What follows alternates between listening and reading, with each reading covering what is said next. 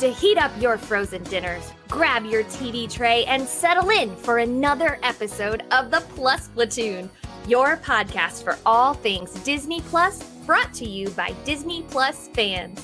Watch along with us every week as we cover all the new, the old, the good, and the bad on Disney Plus. So put down that remote, don't touch that dial, and welcome your fabulous Plus Platoon host. Hey everyone, welcome to the Plus Platoon. We're a Disney Plus fan podcast that gives honest, spoiler-filled reviews of movies and shows on Disney Plus. We'll look at new releases, coming attractions, and we'll even go back into the vault to revisit some of the classic Disney that's on the platform. Make sure you're subscribed and you will never miss a moment. I'm going to bring in Gina this week. Gina, how you doing? Good. I'm ready to talk about some Star Wars action. That's why I'm here. Yay. And we're sad that Kate's not here. There was action in this show? There was actually one or two episodes with action. Fair enough. Next, we've got Peter. Pete, glad to have you with us. Yes, I'm ready to turn to the dark side. Come join us. We have cookies. Oh, sorry, wrong shirt. Cookies. Yes.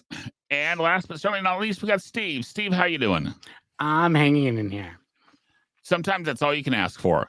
Guys, please, if you have not already, please like, subscribe, share. We got some really fun shows coming up, including next week, a classic that's going to be brand new to the Disney Plus platform. So this week, however, we are talking about what I'm predicting will not be a classic. We're going to go looking at Star Wars: The Acolyte. Ended season 1 this last week. Follows two girls that are technically one person, but were created as a dyad in the Force by the witch, and it deals with evil, like corrupt Jedi whitewashing stuff because of the Senate, and a little green dude shows up in the last 2 seconds, and Baby Yoda? Yeah, No. middle-aged Yoda. Adult Yoda. Adult Yoda. Like 800 years? 700? How old is he? Yeah, 750-year-old Yoda. Yeah. So, so not much. The two sisters, one was originally going towards the dark side, one was originally going towards the light side, and they switch in the last 5 minutes of the show, except one of them gets like memory wiped, so she's not really anything at the moment. And there's a cover-up of a cover-up, and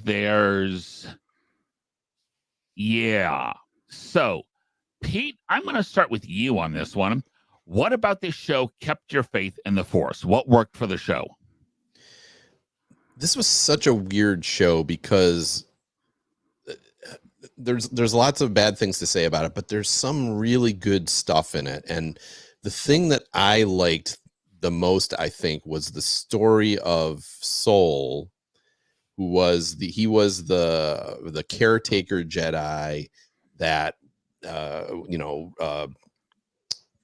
really, I guess, cares about one of these twins, Osha, and is trying to bring May in. And throughout most of the series, he appears to be the hero of the show, and you get to, and he's very sympathetic, and I think as they do a very good job of making him a character that, as an audience, if you don't like him, you're at least you're sympathetic with him. You think he's a good person, and they got to not even in episode 7.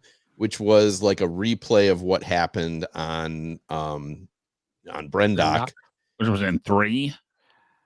It was 3, 3, and then 7. They show his view of it. Yeah. Even there, you're like, oh, he has the best of intentions, and just things go wrong.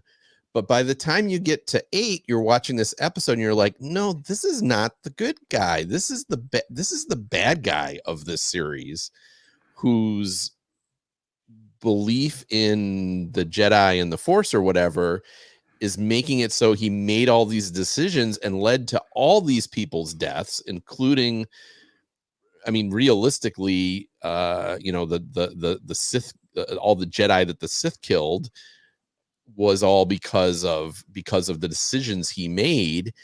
And in the end, you're really not on his, at least this was me, you're not on his side anymore. And I thought that was pulled off so well. And, you know, and also the way that they talked about, you know, the way that they had the, you know, this cover up. Well, there was this original cover up, and like they're all, you know, you're kind of realizing, well, doing this was bad. And then the green lady like doubles down and does it again. And you're like, oh my God, no wonder the Jedi were doomed to fail if they're this arrogant. And so I thought a lot of that was like, it was really interestingly told, and it held my interest. And like, this show reminded me of a book that you keep reading because there's one or two interesting characters that you want to see what happened to those characters, but a lot of the book is boring. and so like that aspect of it, there's some more obvious things. I'm going to leave it because I think other people will probably mention that, but so there's aspects of this story that I really liked that they tried to do something different with. So Steve, I'm going to let you talk about other things. I think one of the obvious things is some of the great fight sequences. I like this one having that sort of aspects of Crouching Tiger, Hidden Dragon, sort of that cool slow move. Also the boomerang, lightsaber. Really enjoyed that. I also liked how they, for certain aspects of the story, they did not keep on drawing out. It was sort of there for like 1 or 2 episodes, and then you found out the answer. But then there are other parts, like you were saying, that'd be for the next part where it gets not keeping my interest. I liked the sort of the twin aspect, and then especially sort of near the end, you found out it was really sort of the same person, just split. I thought that was sort of a interesting sort of twist. I can also talk about that in the next segment also, because I have thoughts on both sides of that. And I think, like you said, Soul was the most interesting character, sort of that entire arc and where it ended up. Okay. For me, up front, this was a struggle for me to get through. But I agree to a point. The big fight episode was nice. Got a little long. Again, yes, we understand there's lightsaber fights, but 45 minutes of it was Star Wars Goes Marvel. But to me, I liked a couple of little hidden nods, like the fact that we see Darth Plagueis. Now, and if you don't know who that is, you don't know who the creepy dude watching them from the cave is. I've actually seen something where this is eventually going to end up being connected, because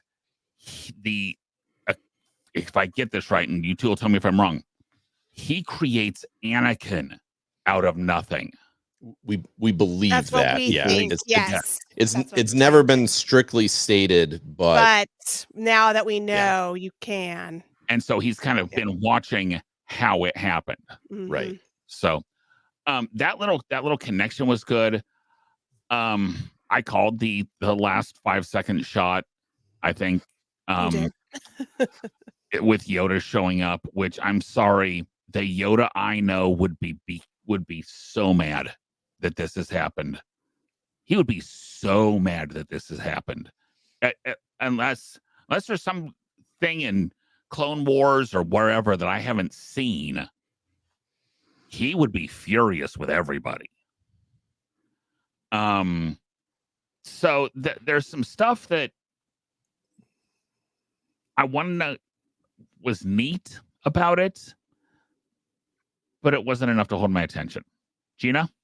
All right. So you touched on all the things.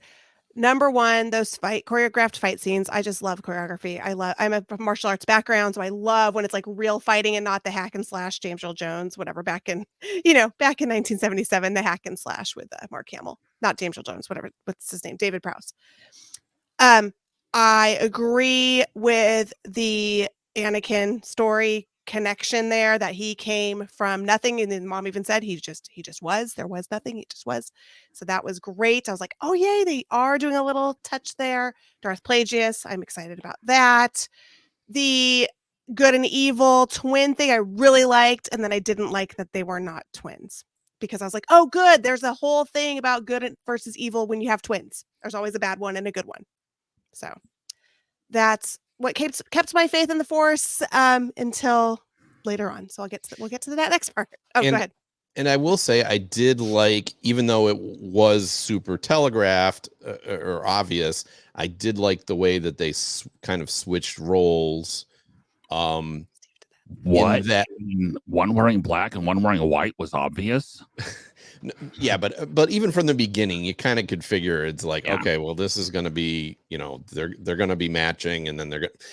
But I liked, like, yes, she turned to the dark side, and it was cool that we've never actually seen the lightsaber change colors in actual live action. Yes. But but she did it while defeating someone that was doing bad, right? I mean, I'm sorry, No, he was.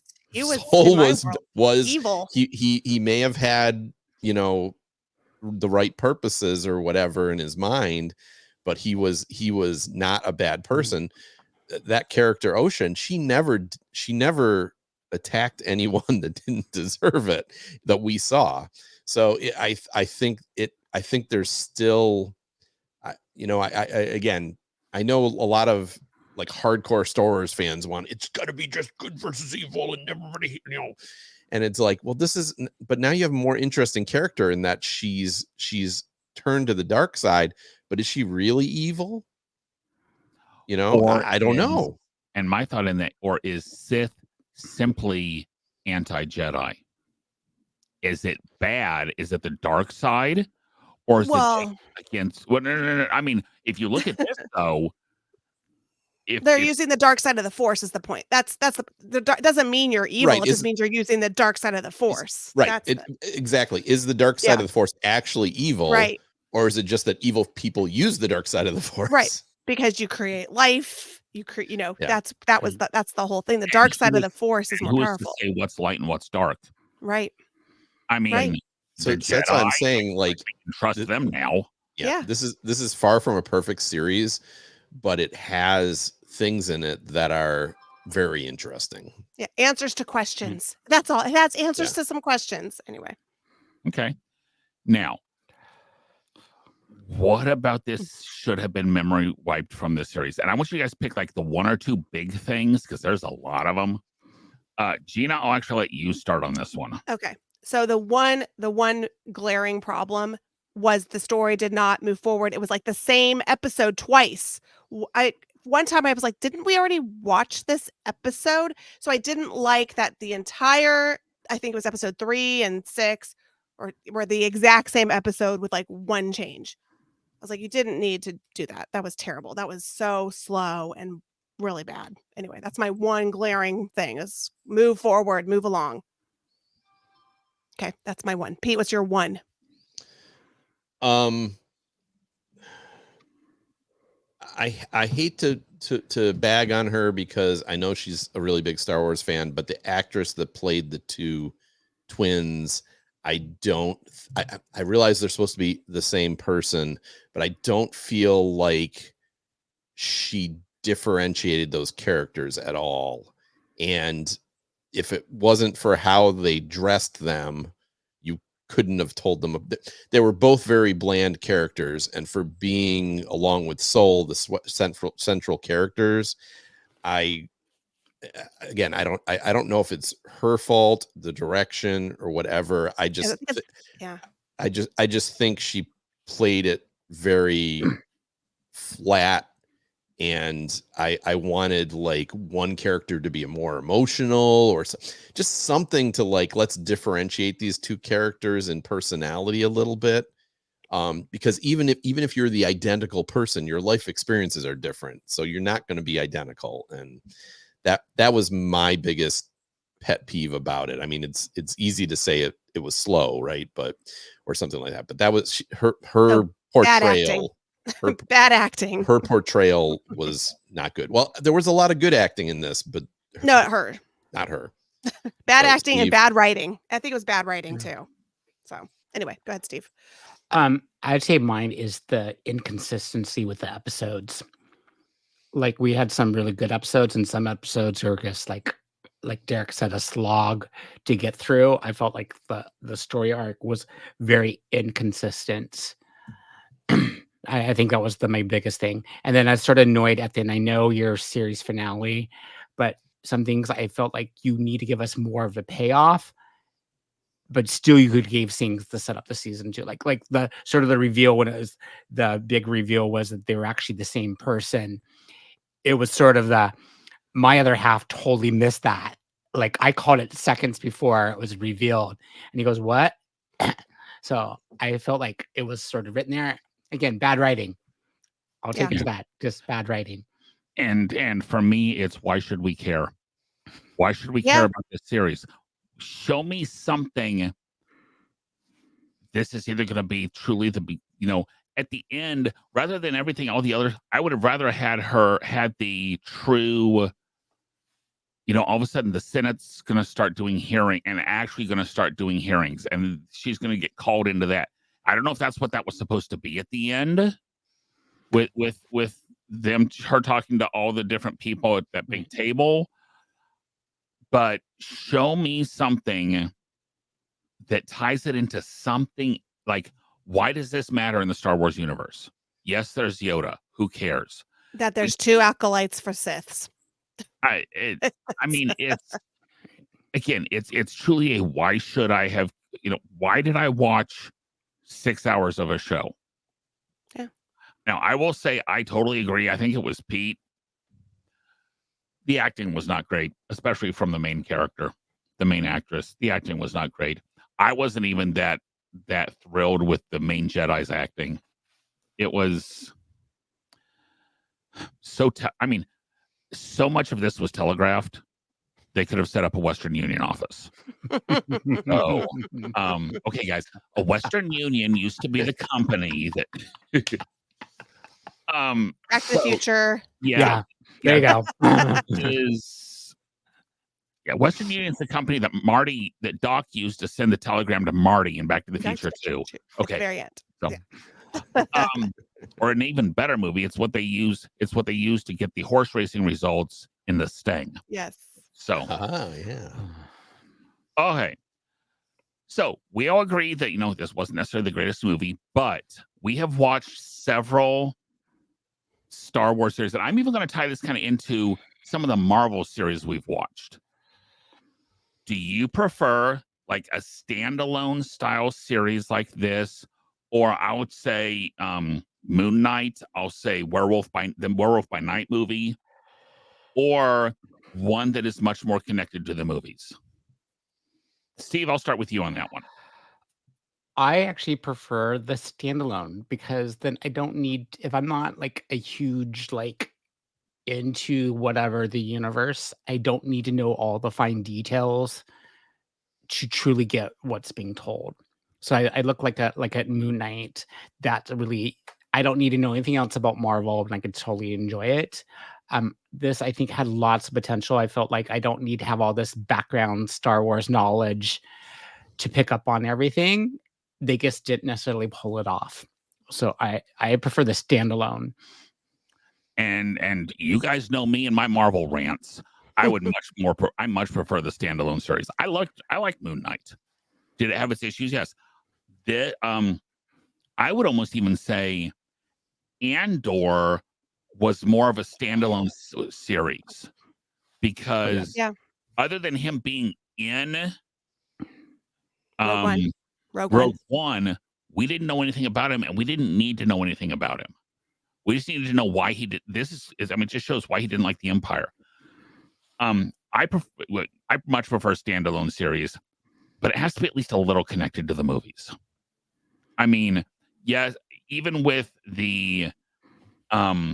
with Moon Knight, there were little nods, different places to the different things.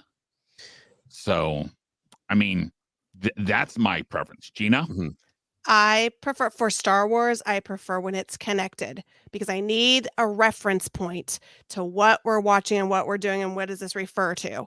For Marvel, because it's so many more things and so many more pieces, I prefer the standalone. But for Star Wars, it needs to have that connection so I know, okay, this is going with Palpatine, this goes with Anakin, this goes with how the kids choose their kyber crystal and it turns red. That's what And I that kind need. of goes back to me. You need to know why you care. Right. Okay. So I'm kind of in between.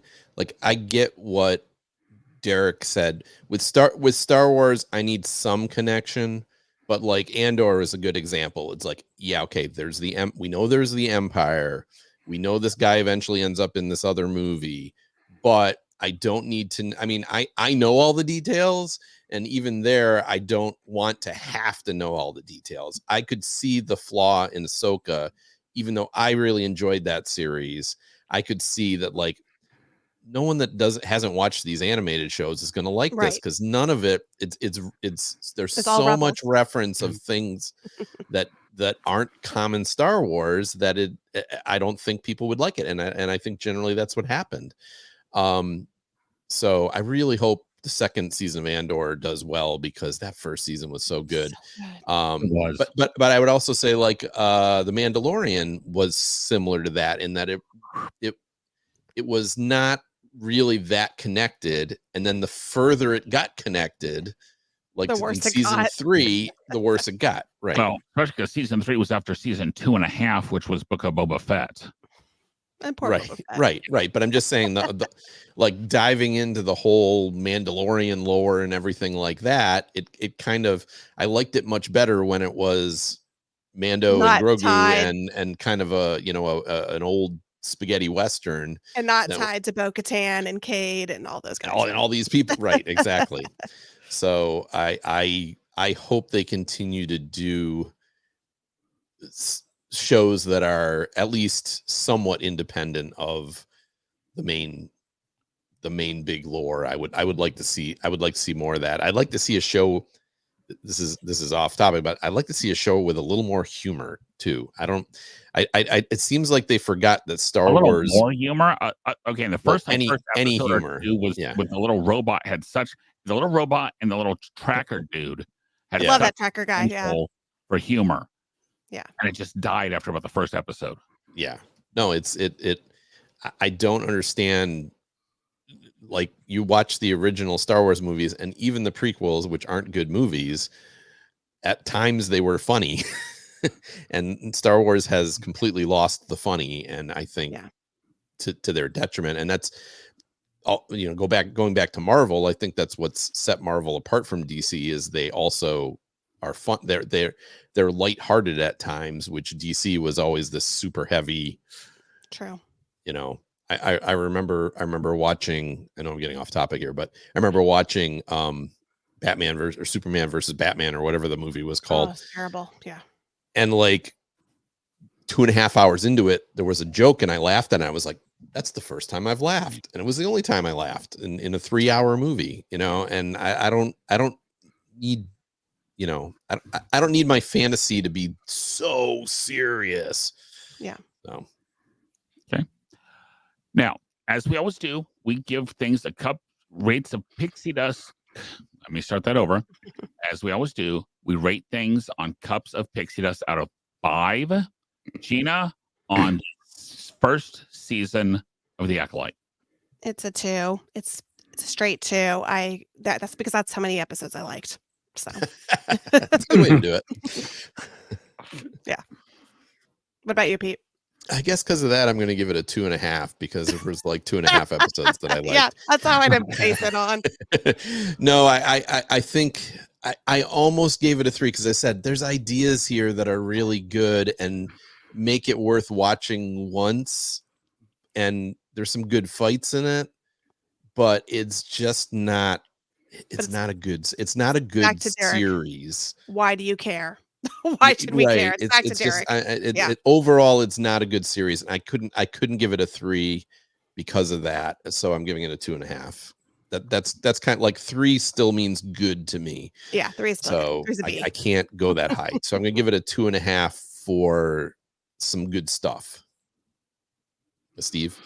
I'm going with 2 because I keep on thinking I was never like excited to see the next episode. I mean, I'd eventually get to it, but usually if I really enjoy something, as soon as it drops, I'm ready to watch. Mhm. And this was like, oh, okay, I'll get to it. So I'm going with a 2.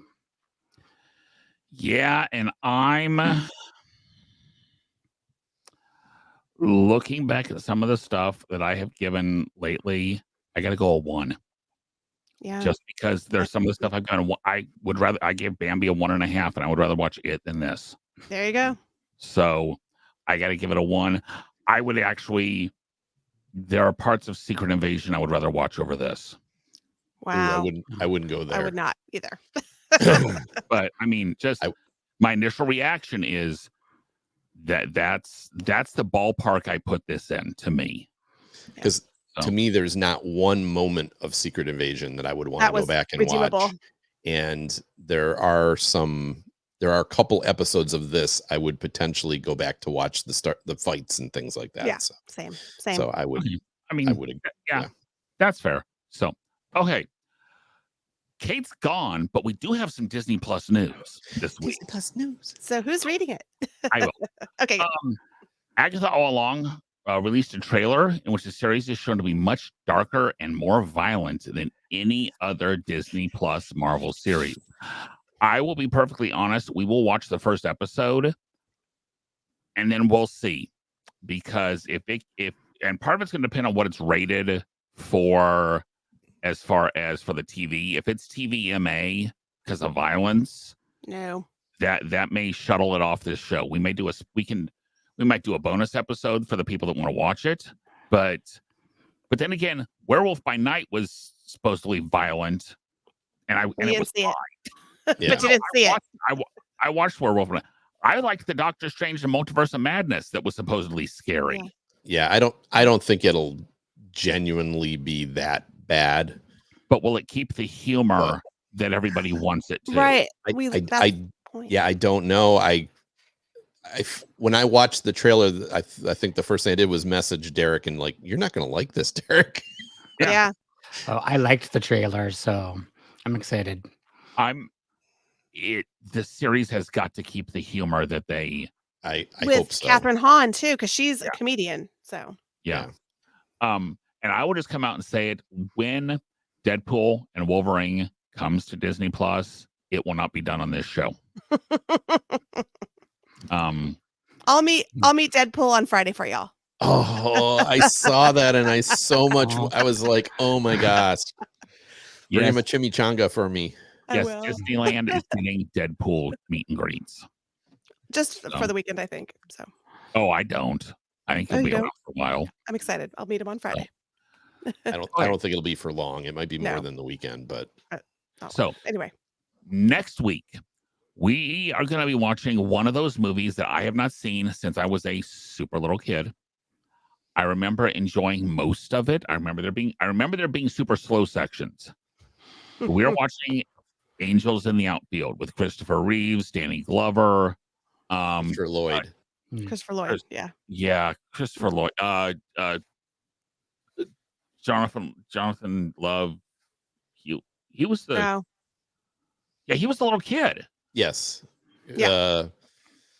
JT No, it wasn't just Aaron Thomas. It was whoever played the guy who becomes Robin in the new Batman movies. Yes. It's that guy. Jonathan Jordan Love. Jonathan. It's Love Hewitt, I thought. No, Love Hewitt is what's her name? Jennifer. That's Jennifer. Love Hewitt.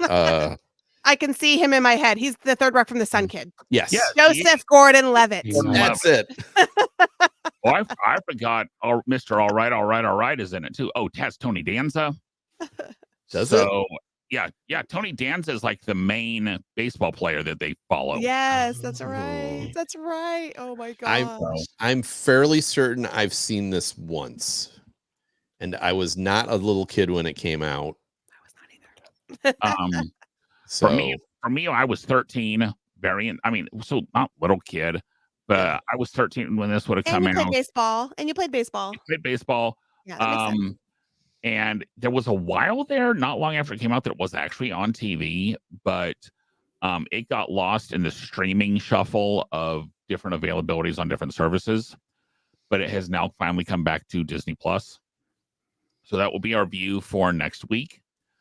Guys, if you have suggestions on what we should watch, because we've got next couple weeks kind of planned out, but then there's not much. So if there's something you want us to watch, I just looked at the August announcements for Disney Plus. Literally nothing in August. Like, so especially if you've got a documentary series that you want us to watch and you think is good, let us know, because I would love to find another diamond in the rough. Yeah. Because that's kind of, I know we will not, there's a couple we will not be watching. We will not be watching Epcot Becoming, which is the National Geographic infomercial. That and part of the reason for that is, yes, it talks about the Tianas a little bit, but there's also a big section, as I was telling you guys, there's a big section on Epcot's Harmonious Fireworks Show, which is no more. Oopsie daisy. Or Epcot Stargate, whichever one. So, guys, if you have suggestions, please email us, send us a message on YouTube. I do answer them, even if it's not immediate. We do answer all of our comments. Subscribe to us, YouTube, Facebook, Twitter, Instagram. We're there every week. I'm usually on it several times a day, to be honest.